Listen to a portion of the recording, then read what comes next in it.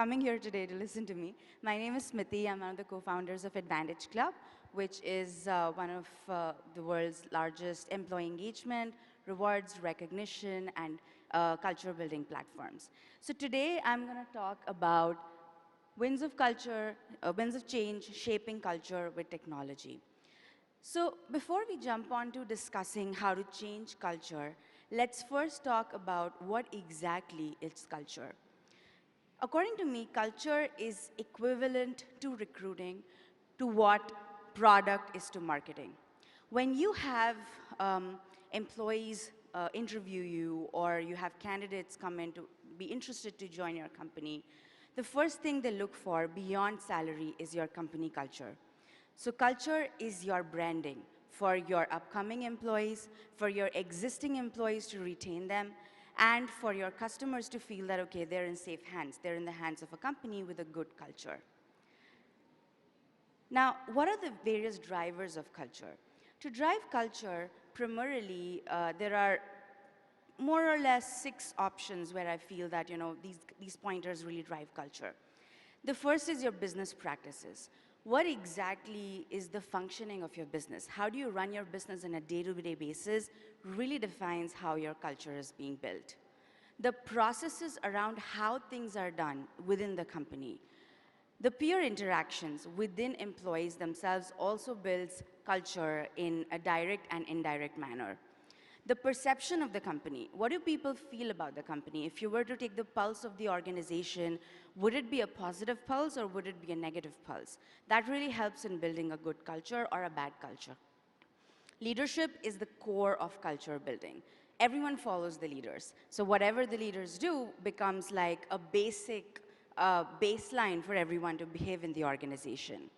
And lastly, your core values, the organizational values which you drive, also are one of the major drivers of culture in any company. So what is the benefit of driving a good culture? First and foremost, you get great compliance. Everyone knows how to do things, what to do, and in what order to do. Second, you're able to build optimism in the organization. You're able to create a sense of happy employees, people being excited to come to work every morning, and they feel that they're comfortable working in a great organization. Trust is yet another benefit of building a good culture. When you are working with a company with a good culture, you feel that, okay, the company cares about me. And hence, you automatically start trusting the company more, and you feel more secure and safe in that particular organization. It also builds conviction that I can stay here for a longer term. I'm not looking for jobs all the time because I feel that the company has a good culture, and I'm not sure if my next company will have that kind of good culture or not. And lastly, a good culture brings out the best creativity, the best out of all employees within the company. A good culture also makes employees bring the best out of the company itself and make the company a better version of what it was before. So primarily, how do we change culture? Harvard Business Review says that you cannot just change culture overnight. You can't just pull out a mandate and say that, hey, till yesterday, our culture was X, and from tomorrow, our culture is Y, and it'll magically just happen. It does not happen via any mandate or any rule which you create. It's a constant movement which ensures that, if everyone in the organization is collaboratively working towards changing the culture, that entire movement makes it happen over time. It takes time, it takes effort, it takes resilience. So how can we utilize technology to make a better culture in the organization? So here I'm going to talk about 4 aspects of company culture where digitization can actually be implemented in the right manner. The first one being employee wellness, second being recognition, third being engagement, and fourth being social interactions. So let's first talk about employee wellness. If you had to drive wellness in a digital fashion, what would you have to do? The first thing you need to do is you need to preempt your employee needs. The first thing which comes under preemption is to create a culture of caring for the employees.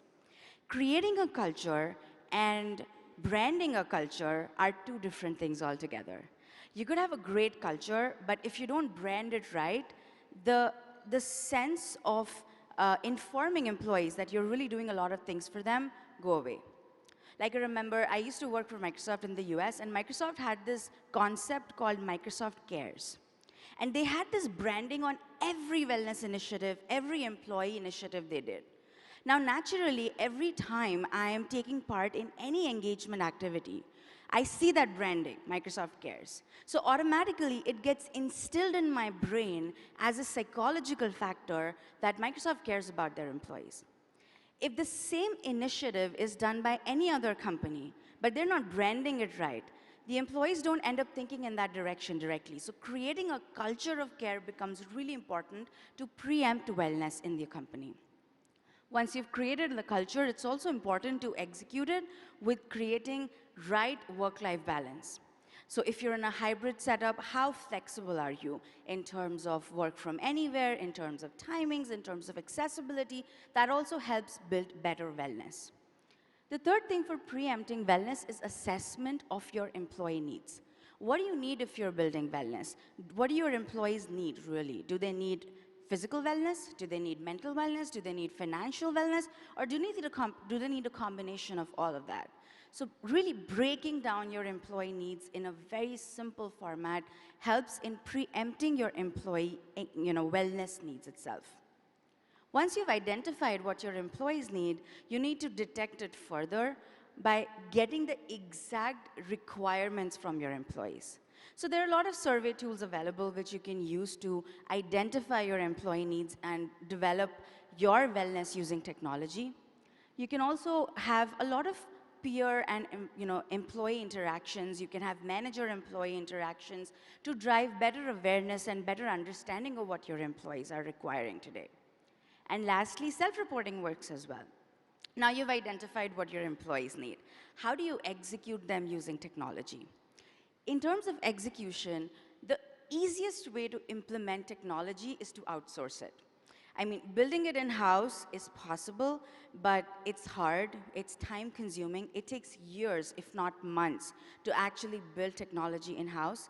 Maintaining it becomes hard, so tech ends to become clunky over time if it's created in-house. It also eventually becomes outdated because you're not necessarily keeping up to date with the trends in wellness industry. So outsourcing it makes the most sense to make it more digitized and more updated in general. You can also use platforms like Advantage Club where you can actually utilize apps. So don't just use a web-based platform. Use something which employees can hold in their hands, which employees can walk around and use it whenever they want to, because everyone's on mobile phones nowadays. You can also integrate more flexible options when you are building digital wellness. So instead of giving them, say, a single standard health package, give them options to pick and choose what benefit they want. So everyone's needs are different. No employee, no two employees think the same. So if you are, say, for example, having an employee who's diabetic, that person might need a diabetes assessment test. If you have an employee who's a smoker, that person might need a smoking cessation test. So one size does not fit all here, and hence creating a flex basket of services from where employees can pick and choose really helps utilize technology in the right manner to create a flexible benefit module for them. And of course, if you've built it, you need to identify the ROI, map it clearly, and ensure that all of the efforts which you're actually putting in are flowering out, or are they not? Because you could keep running initiatives, but then if nobody is using those benefits, then it just is a waste of everyone's effort and energy, and most importantly, time. Next, I come to recognition. How can you digitize recognition to build a better culture? So again, for recognition as well, there are a lot of tools available, like ours as well, in the market, where you can utilize the technology to drive better digital recognition. So the first thing you need to do to digitize recognition is to understand what is exactly the pulse of your company. Are you hybrid? Are you completely work from office? Are you work from home? Are you work from anywhere? Are you global? Do you need language, customizations? What do you need? Identify that in a clear manner, and then use a technology partner who can help digitize the entire thing in a technology fashion. You should replace all your physical gifts, physical trophies, everything with digital gifts, maybe vouchers, reward points, anything like that. Convert all your physical trophies with digital badges. Convert all your physical certificates to digital certificates, which go automatically in employee emails. They're printable, they're easy to use. I can still print it and put it on my desk. Also, automate rewarding as much as possible. There are certain things which don't require human intervention. Like, for example, have your tools integrate with your CRM. Imagine how cool it would be if I complete my targets and immediately I get rewarded. I don't have to wait for anyone to calculate it. It just comes automatically right then and there. Similarly, for things like birthdays and anniversaries, how nice would it be if instead of doing a monthly birthday thingy, my company wishes me on the day of my birthday, my points get loaded automatically, and I get, say, a greeting card. So everything can be digitized, and these are automations where you don't need to be dependent on somebody to actually upload in Excel and then actually award people. The third is engagement. Now, engagement is such a vast concept. I'm not going to deep dive into what are the parts of engagement. Rather, I'm going to talk about how do you digitize engagement in the right manner. So the first thing which you need to identify while digitizing engagement is to create good, authentic content which people can actually relate with. There is no point sending long content-based emails which nobody's going to read in the company. They might not even understand what exactly are you trying to tell your employees, what exactly are you trying to convey to them. So all your communication needs to be more image-based, more, say, training could be more video-based rather than being more document-based. So everything needs to be more creative, more visually appealing to the employee. Even if you're doing it for your employees, think of it in the same manner as to how much effort would you put if you were doing this for your customer. You should put the similar amount of effort in creating that kind of engagement module for your employees as well. It's also important to keep it updated and keep it fresh. It doesn't make sense to do the same thank you week over and over again. People are going to get bored out of it. And then you will see engagement levels drive down. So it is important to keep doing different engagement activities which are paced differently, paced in the right kind of timings, and they're differentiated in the right manner so that it just keeps it fresh all the time. And employees are always looking forward to, oh, what's going to happen this month? Similarly, you should also take reverse feedback on every campaign which you run. So while, of course, we're very good at giving employees feedback, it is also important to take a reverse feedback in which we understand that, okay, we ran this campaign. How did you feel about it? Do you think this was helpful? What do you think we could have done better? So that in the future, when we run these engagement campaigns again, we can be more mindful of that and we can create a better structure in the future. It's also important to be interactive, and I will talk more about social interactions in my next slide. But overall, just to sum up interactiveness, it needs to be a two-way flow, where employees also can do something. They're not just reading stuff, they're also contributing, and they're able to get involved in that entire process. Lastly, it's also supposed to be very analytical. So you need to focus on results while you're driving any campaigns. While we're driving campaigns, we sometimes tend to get stuck in the process that, okay, we spent so much of time in running this activity, who cares about the results? But result analysis is really important so that you don't spend that kind of time and effort in the future again. Next is our social, and this is like my favorite part of culture building, where how can we integrate technology to make social interactions better? So there are a lot of digital solutions, again, where you can utilize them and enable employees to connect at work and also outside work. Peer feedback also becomes a really great way of driving social interactions digitally.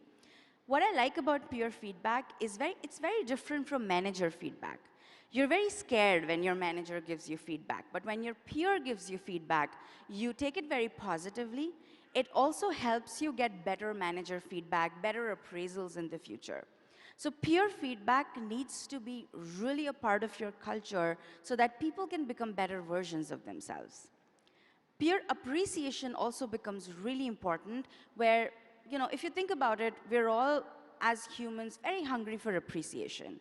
If somebody comes and tells us, hey, you did a good job, we naturally feel more elated and we feel that, okay, next time I'm going to do a better job. If somebody comes and tells me, thank you for helping me, the next time that person comes to me for help, I will be more willing to help them. Because naturally, psychologically, we're always hungry for appreciation. Peer appreciation really helps build a great culture, and digitization can help you in terms of driving that culture as well. So in appreciation, you can drive different forms of appreciation beyond your standard thank you card. You can have themes, you can have different concepts based on festivals, based on different formats of events or activities happening in the company. Make peer appreciation a very regular thing in your company. It's also important to create groups connecting like-minded employees. Like at Advantage Club, we have a concept called as hobby clubs, where you could actually create these groups of people, like photography clubs, running clubs, hiking clubs. Now think about it, after pandemic, most of us, while we're working hybrid, half of us have not even seen each other. It's very different from, how it was pre-COVID, when you'd walk in an office, you'd be talking to so many people. But here, you haven't even seen their faces. So how do you really connect with them?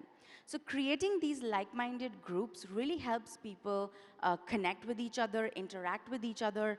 Now imagine that my leader loves hiking and I love hiking, so I can connect with them, which I wouldn't be able to do in a digital format myself.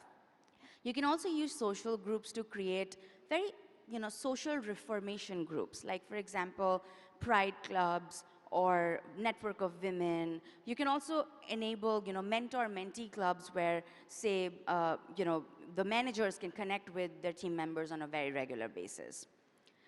Lastly, in terms of event celebrations, this is something which used to completely happen physically, non-digitally pre-pandemic.